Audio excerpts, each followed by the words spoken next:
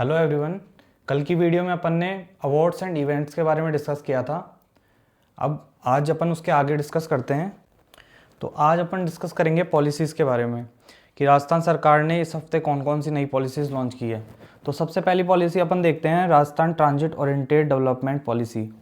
अब ये पॉलिसी दिसंबर 2025 के अंदर इसको मंजूरी मिली है और इस पॉलिसी के अंदर क्या है इसके बारे में अपन डिस्कस करते हैं। बेसिकली ये पॉलिसी ऐसी है कि जैसे अपन जो भी मेट्रो स्टेशन, बस स्टैंड और अपने रेलवे स्टेशन होते हैं उसके आसपास के एरिया को डेवलप किया जाएगा। तो इसके 800 मीटर का जो एरिया रहेगा उसके अंदर इसमें ऐसा डेवलप करने की कोशिश की जा रही है कि यहाँ पे इसी एरिया के अंदर अपार्टमेंट्स और अपने ये हॉस्पिटल्स और ऑफिसेज और स्कूल्स और शॉप्स और रेस्टोरेंट, गार्डन ये सब डेवलप किए जाएंगे ताकि यहाँ जो रहने वाले लोग हैं वो कम से कम अपने व्हीकल्स का यूज़ करें और ज़्यादा से ज़्यादा पैदल चले, ज़्यादा से ज़्यादा साइकिल का यूज़ करें ताकि उस एरिया में रश ना हो। तो इससे रिलेटेड ये पॉलिसी है और इसके अंदर आपको सबसे ज़्यादा ध्यान रखने वाली बात यह है कि इसका जो एरिया है 800 मीटर फिक्स किया गया है कि 800 जो ये स्टेशन होंगे इसके 800 मीटर के एरिया के अंदर ये डेवलपमेंट किया जाएंगे। तो ये इसका ये है कि जैसे स्मार्ट सिटी होती है उससे रिलेटेड ही ये चीज़ है।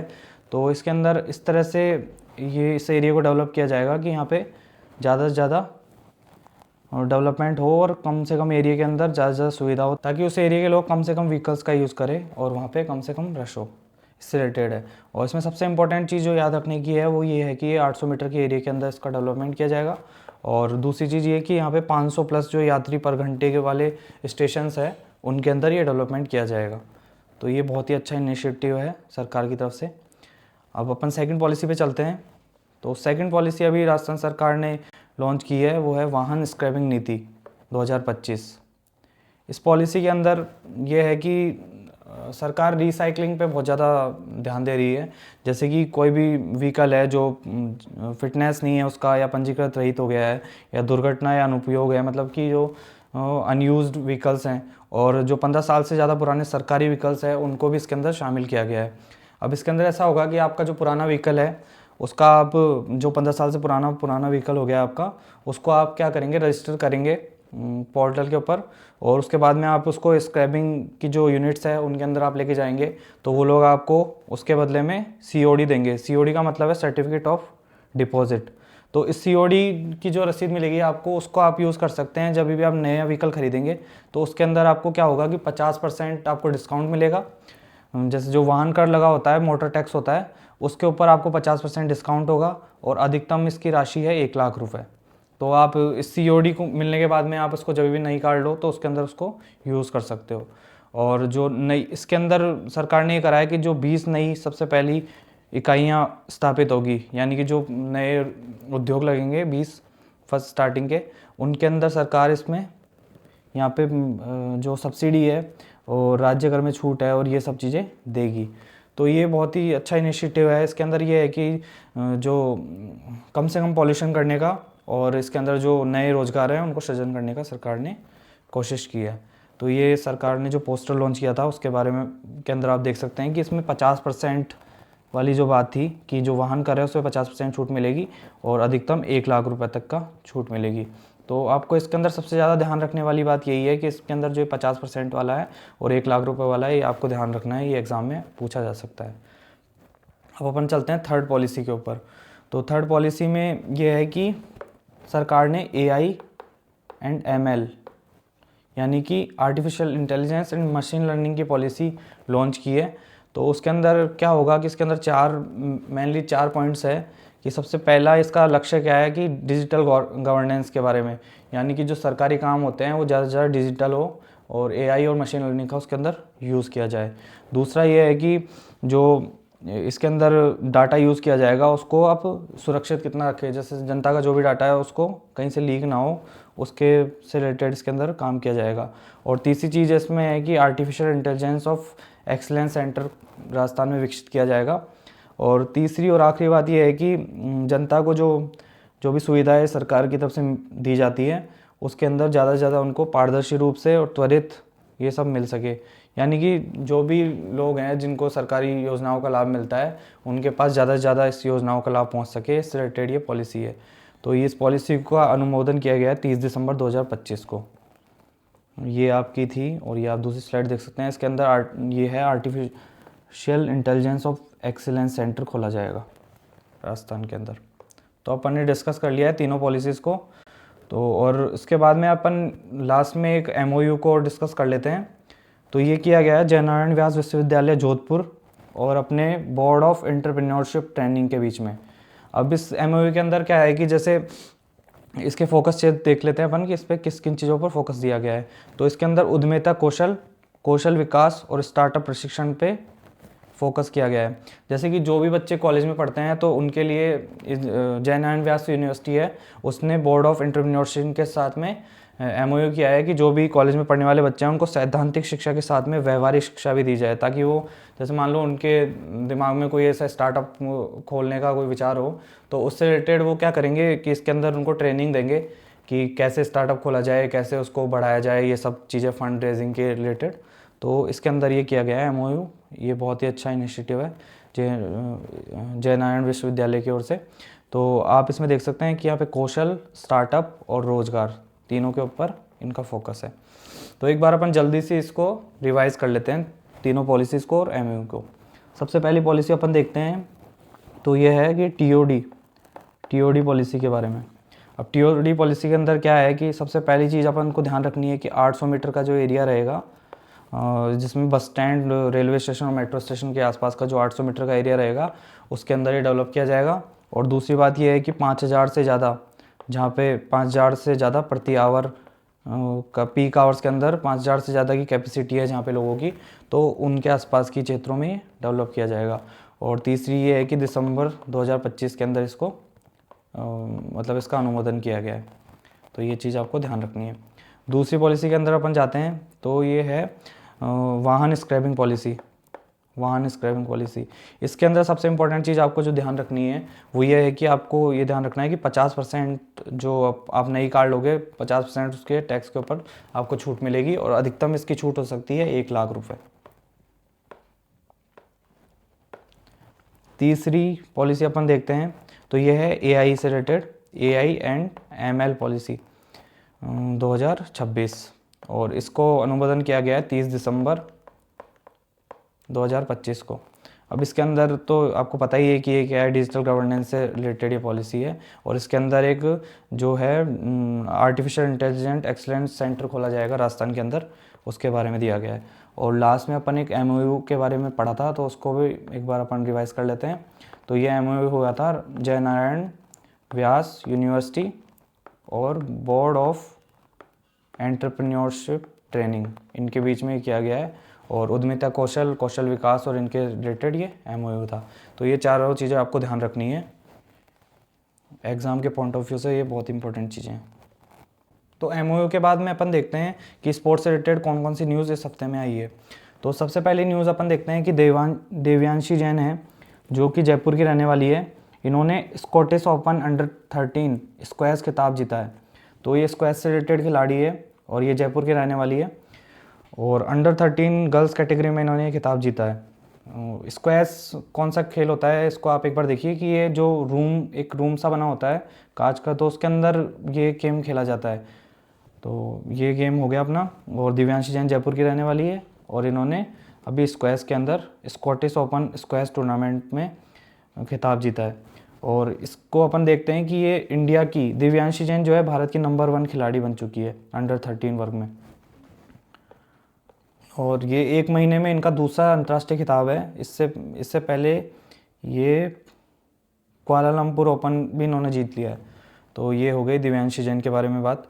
और दूसरी अपन न्यूज़ देखते हैं कि जयपुर की रहने वाली जमुनापुरी ने राष्ट्रीय शूटिंग चैंपियनशिप में कांस्य पदक जीता है। जमुनापुरी है जो जयपुर की रहने वाली है, इन्होंने 68वीं राष्ट्रीय शूटिंग चैंपियनशिप में कांस्य पदक हासिल किया है। अब इनके अपन गेम देखते हैं कि ये कौन सा गेम है इनका। तो ये 50 meter rifle prone position senior वर्ग के अंदर इन्होंने कांस्य पदक जीता है। तो ये भी इम्पोर्टेंट है, ये आप ध्यान रखिए। और अब अपन तीसरी न्यूज़ पे चलते हैं कि निशानेबाजी में राजस्थान का परचम 4 खिलाड़ियों ने एशियन चैंपियनशिप में किया चयनित। मतलब कि जो एशियन चैंपियनशिप होने वाली है अभी, तो उसके लिए 4 खिलाड़ी राजस्थान से उन्होंने क्वालिफाई कर लिया है। और ये जो एशियन चैंपियनशिप है ये 2 से 14 फरवरी को होने वाली है नई दिल्ली के अंदर। तो इसके अंदर इन 4 खिलाड़ियों ने क्वालिफाई कर लिया है। अब इनके नाम अपन एक बार देख लेते हैं कि एक तो मानिनी कौशिक है, दूसरे हैं भावेश शेखावत, तीसरे मानवेंद्र सिंह चौहान और चौथे हैं भानु प्रताप सिंह चौधरी। अब इनके गेम्स अपन एक बार डिस्कस कर लेते हैं कि इनके कौन कौन से गेम हैं। तो मानिनी कौशिक को तो आप सब जानते ही हैं, ये है 50 मीटर राइफल प्रोन और विश्व में नंबर 1 रैंकिंग पे है अभी वर्तमान में। और 2025 एशियन चैम्पियनशिप थी, इसमें इन्होंने कांस्य और रजत पदक जीता था। तो ये आप इनका ध्यान रखिए, इनका गेम है 50 मीटर राइफल प्रोन। दूसरे खिलाड़ी हैं Bhavesh Shekhawat. Bhavesh Shekhawat 50 meter rapid fire pistol के अंदर इनका गेम है। तीसरे खिलाड़ी हैं मानवेंद्र सिंह चौहान, जो कि 50 मीटर राइफल 3 पोजीशन जूनियर वर्ग इसके खिलाड़ी हैं। चौथे खिलाड़ी हैं भानु प्रताप सिंह चौधरी, जो कि एयर राइफल यूथ कैटेगरी के अंदर ये क्वालिफाई किया है इन्होंने। तो ये चारों खिलाड़ियों का आप ध्यान रखिए, मानिनी कौशिक, भावेश शेखावत और मानवेंद्र सिंह चौहान और भानु प्रताप सिंह चौधरी। ये हो गए अपने शूटिंग से रिलेटेड। अब फोर्थ अपन स्पोर्ट्स देखते हैं कि स्पोर्ट्स के अंदर क्या हुआ है। तो ये डॉक्टर सुमन काल्डा, ये हैं कैटबेल में इन्होंने कांस्य पदक जीता है। इन्होंने अंतर्राष्ट्रीय कैटबेल वर्ल्ड चैम्पियनशिप 2025 है, उसके अंदर कांस्य पदक हासिल किया है और ये रहने वाली है श्री गंगानगर की। इनका नाम है सुमन काल्डा। अब ये कैटबेल के अपन देखते हैं कैटबेल क्या होता है। तो ये वेट लिफ्टिंग टाइप का कुछ होता है, आप ये देख सकते हैं इसकी फ़ोटो। इसके अंदर इन्होंने कांस्य पदक हासिल किया है और इसके अंदर भारत की तरफ से 15 सदस्यीय दल गया था, जिसमें 25 पदक जीते गए हैं। तो इसमें से अपने राजस्थान में इन्होंने सुमन काल्डा है, श्रीगंगानगर की रहने वाली, इन्होंने कांस्य पदक हासिल किया है। अब अपन फोर्थ अपनी जो न्यूज़ देखते हैं कि क्या हुआ है। तो उसके अंदर अपन योगेश सिंह को जानते ही हैं कि ये तैराक है राजस्थान की और ये जोधपुर की रहने वाली है। इन्होंने अभी हाल ही में इन सुर्खियों में आए हैं ये। इन्होंने अखिल भारतीय विश्वविद्यालय तैराकी प्रतियोगिता में 3 कांस्य पदक हासिल किए हैं। तो इनका आप ध्यान रखिए, इनका कई बार पूछा गया है एग्ज़ाम के अंदर। योग्य सिंह कहाँ की रहने वाली है, तो ये है जोधपुर की रहने वाली और ये तैराकी से संबंधित है। तो जल्दी से अपन एक बार रिवाइज कर लेते हैं सारे स्पोर्ट्स करंट को। तो सबसे पहली न्यूज़ अपने पास ये थी कि जो दिव्यांशी जैन थी जयपुर की रहने वाली, इनका खेल जयपुर की रहने वाली है दिव्यांशी जैन। इनका खेल है स्क्वैश के अंदर इन्होंने अंडर 13 के अंदर जो स्क्वैटिस ओपन हुआ था उसके अंदर इन्होंने इसका खिताब जीता है। तो इनका सबसे ज़्यादा ध्यान अपने को ये रहना है कि ये दिव्यांशी जैन जयपुर की रहने वाली है और स्क्वैश से रिलेटेड इनका खेल है। दूसरी न्यूज़ अपन देखते हैं कि सुमन काल्डा का खेल है कैटबेल। तो कैटबेल के अंदर इन्होंने कांस्य पदक हासिल किया है और ये रहने वाली कहाँ की है, श्रीगंगानगर की रहने वाली है, ये आपको ध्यान रखना है। और तीसरी न्यूज़ अपन को ध्यान रखनी है कि योग्य सिंह के बारे में। योग्य सिंह जो है ये जोधपुर की रहने वाली है और इनका संबंध तैराकी से है। और फोर्थ जो अपन ने देखा था कि अपने जो जमुनापुरी थी, उन्होंने ये जयपुर की रहने वाली है और इन्होंने जो है 68वीं जो अभी चैम्पियनशिप हुई है राष्ट्रीय, तो उसके अंदर इन्होंने कांस्य पदक हासिल किया है। और 5वीं अपनी न्यूज़ थी एशियन चैम्पियनशिप होने वाली है शूटिंग की, उसके अंदर अपने 4 खिलाड़ियों का सिलेक्शन हुआ है। तो इनका आप नाम ध्यान रखिएगा, मानिनी कौशिक है एक भावेश है और 2 नाम और थे, वो आपको ध्यान रखना है। तो अपन अब आगे बढ़ जाते हैं इसके अंदर। तो अपन देखते हैं कि अब हाल ही में जो स्कीम्स लॉन्च की गई है राजस्थान सरकार की, तो उसके अंदर अपन आगे बढ़ते हैं। तो सबसे पहली न्यूज़ ये है कि PM युवा 3.0 एक स्कीम है। ये बेसिकली रिलेटेड है जो राइटर्स हैं उनसे रिलेटेड ये योजना है। इसके अंदर 30 वर्ष से जो कम आयु के युवा हैं उन लेखकों को प्रशिक्षण दिया जाएगा। तो इसके अंदर क्या है कि जो भी इसके अंदर राइटर्स हैं उनको 6 महीने के लिए 50,000 रुपये की छात्रवृत्ति दी जाएगी। और इसके अंदर अपने राजस्थान के 2 लेखक हैं, उनका चयन हुआ है। पहले हैं महेश चौहान और दूसरे हैं नरेंद्र प्रताप सिंह, इन दोनों का भी चयन हुआ है। और जो ये स्कीम है इसके अंदर जो 22 भाषाएं हैं उनके अंदर आवेदन कर सकते हैं आप, जो 22 भाषा है उनके रिलेटेड जो लेखक हैं। तो इसके अंदर आपको 50,000 रुपये मासिक छात्रवृत्ति दी जाएगी और कुल 3 लाख रुपए दिए जाएंगे, यानी कि 6 महीने के लिए आपको ये दी जाएगी। और इसके लिए चयन प्रक्रिया जो थी वो mygovernment.in ये पोर्टल था, इसके ऊपर जाके वो करना था। इनमें 50 लेखकों का चयन होना था। उसके अंदर अपने राजस्थान के 2 लेखक हैं, एक का नाम है महेश चौहान और दूसरे हैं नरेंद्र प्रताप सिंह। तो ये आपको ध्यान रखना है। स्कीम्स अपने पास हमें इस हफ्ते में एक ही है ओनली, तो ये आपको स्कीम ध्यान रखनी है। तो अपने अभी अपन ने स्पोर्ट्स के बारे में देख लिया, और उससे पहले अपन ने पॉलिसीज़ और एमओयू के बारे में देखा था, और तीसरी अपनी ये स्कीम हो गई है। अब अपन आगे बढ़ते हैं, तो अपन देखते हैं कि अभी राजस्थान में नए हाल ही में कौन कौन से इनिशिएटिव लिए गए हैं। तो सबसे पहला इनिशिएटिव अपन देखते हैं ग्रीन क्रेडिट वाउचर इनिशिएटिव 2025। अब इसके अंदर क्या है कि जैसे कोई भी कंपनी है वो ग्रीन जो अपना है रिसोर्सेज, जैसे कि अपन इसके अंदर देखते हैं क्या क्या है, नवीकरणीय ऊर्जा, अपशिष्ट प्रबंधन, जल संरक्षण, वायु प्रदूषण नियंत्रण और सस्टेनेबल बिल्डिंग। यानी कि कोई भी जैसे कि एनवायरनमेंट से रिलेटेड कोई योजना है, उसके अंदर अगर कोई कंपनी भाग लेती है, उसके अंदर निवेश करती है, तो उसको क्या दिया जाएगा, ग्रीन क्रेडिट वाउचर दिया जाएगा। तो इसका यूज़ ये अपने जो भी अपनी कंपनी है उसके अंदर उसका यूज़ कर सकती है। तो इसके अंदर निवेश प्रोत्साहन क्या क्या है कि 1 करोड़ रुपए तक का निवेश करेगी तो उनको 5% मूल्य का ग्रीन वाउचर दिया जाएगा, और अगर 10 करोड़ से अधिक का निवेश करती है तो उनका 10% और अधिकतम 2.5 करोड़ रुपए का ग्रीन वाउचर दिया जाएगा। अब अपन देखते हैं दूसरे नंबर का जो अपना इनिशिएटिव इस बार लिया गया है सरकार के द्वारा, वो है कि ई स्वास्थ्य संवाद का आयोजन किया जाएगा। ये ई स्वास्थ्य संवाद क्या है कि मंगलवार और गुरुवार को हफ्ते में 2 बार जो चिकित्सा से रिलेटेड हैं लोग, जैसे कि अपने स्वास्थ्य सचिव हैं और किसी कॉलेज के हॉस्पिटल के डीन हैं वो, और मेडिकल कॉलेजेस और जो शिक्षा वो चिकित्सा के जो अधिकारी हैं, उनकी क्या होगी, एक मीटिंग होगी, वर्चुअल मीटिंग। तो उसके अंदर जैसे कि अब जैसे किसी भी हॉस्पिटल में कोई चीज़ की समस्या है तो वो सीधा जो स्वास्थ्य सचिव उनसे जुड़े हुए रहेंगे, उनको वो बता सकते हैं। तो ये त्वरित रूप से जो भी प्रॉब्लम्स आएगी उनको निपटान करने के लिए ये इनिशिएटिव लिया गया है। तो इसको आपको ध्यान रखना है कि हफ्ते में 2 दिन इसका होगा, मंगलवार और गुरुवार को। इससे रिलेटेड ये चीज़ है। और इसके अंदर अपन 3rd नंबर का देखते हैं कि कौन सा इनिशिएटिव लिया गया है। अभी हाल ही में नवाचार हुआ है कृषि के अंदर। पिंड खजूर की 3 स्वदेशी किस्में, पिंड खजूर की 3 स्वदेशी किस्में हैं, ST1, ST2 और ST3। इनको क्या किया गया है, पंजीकृत और पेटेंट दिया गया है भारत सरकार की ओर से। तो इनको आपको ध्यान रखना है। ये खजूर की 3 किस्में हैं, ST1, ST2 और ST3।